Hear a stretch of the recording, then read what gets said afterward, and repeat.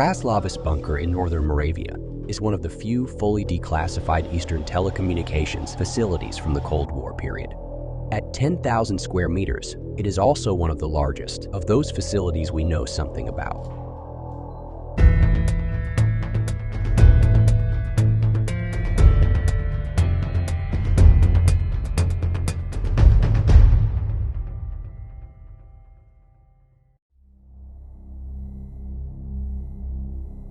As soon as you enter the building, you realize its size.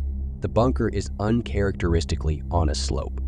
When you enter it from the surface, you descend 4 underground floors and exit through a side entrance, again on the surface.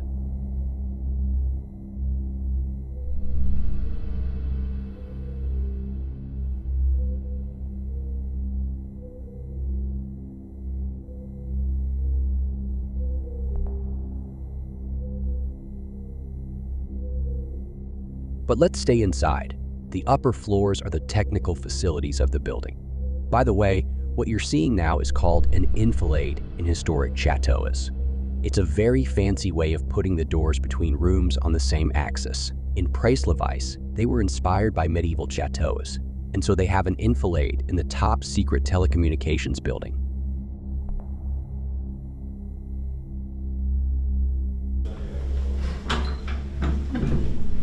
It was not only the construction of this bunker that the Moscow-led Warsaw Pact began to contemplate in the early 1960s. The US military was then building a top-secret communications network in case of nuclear war. Of course, the Soviets found out about the American communications network that could withstand a nuclear war. Well, the Soviet generals wanted one too. The bunker in Praslavas has a total of 6 floors, and you would find it on a hillside east of the historic center of Moravia, the city of Olomouc. The building is equipped with all the necessary equipment, filter ventilation, its own source of electricity, and would last a total of 10 days without contact with the outside world.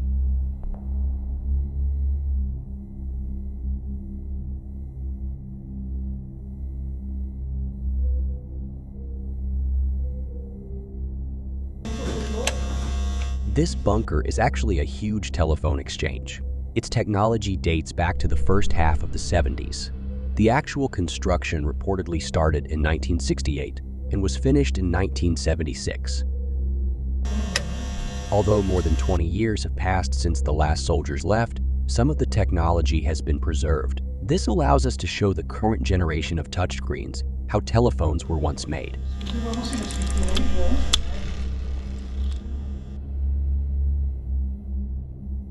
The open space in these rooms of remnant technology was originally completely filled. This bunker is one of 7 telecommunications facilities in the Czech Republic. The analog cable connection had one weakness. Whoever discovered the secret cable could eavesdrop. And so there was an open space in the outer shell of the bundle, filled with compressed air. If a spy cut the cable to listen in, the pressure in the cable would drop. Secret telecommunications bunkers, unlike civilian switchboards, were also equipped with pumps that pumped air into the cables, as well as sensors. An eavesdropper would be detected immediately in the exchange.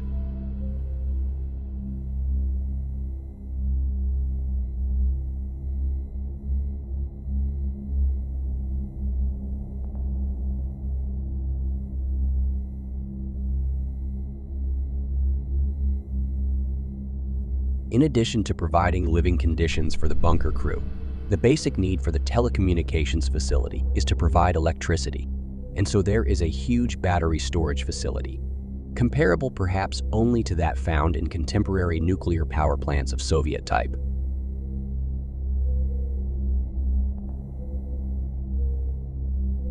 A substantial part of the building is occupied by an electrical distribution plant. Let's talk a little about the purpose of this facility. It is an amplification station. The analog signal transmitted by metallic lines weakens with increasing distance.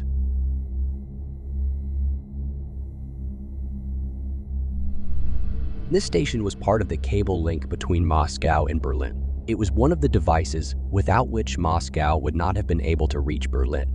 Given the balance of power in Europe at the time, Moscow would not have ordered Berlin without it.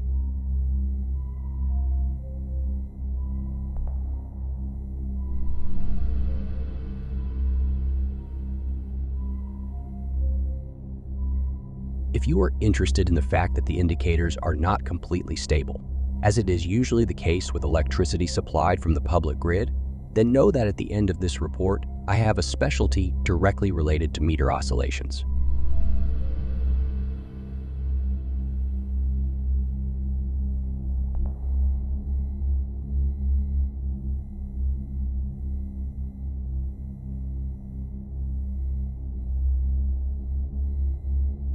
The end of the main purpose of the Preslavis bunker came with the fall of the Iron Curtain and the collapse of the Eastern Bloc. In 1991, Soviet troops left the military base. 10 years later, Czech soldiers leave the bunker. In 2010, a private company acquired the property.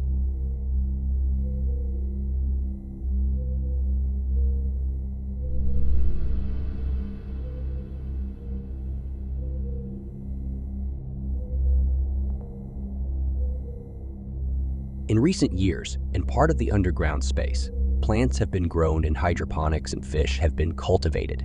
The facility was fully declassified in 2016.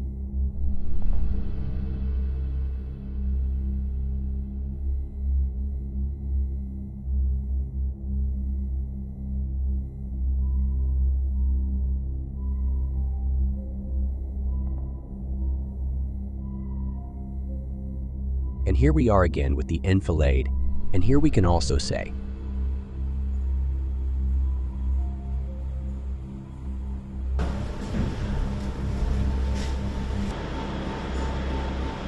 but let's get to the promised speciality. I've seen several diesel aggregates in various underground shelters, but never so big and above all never in operation.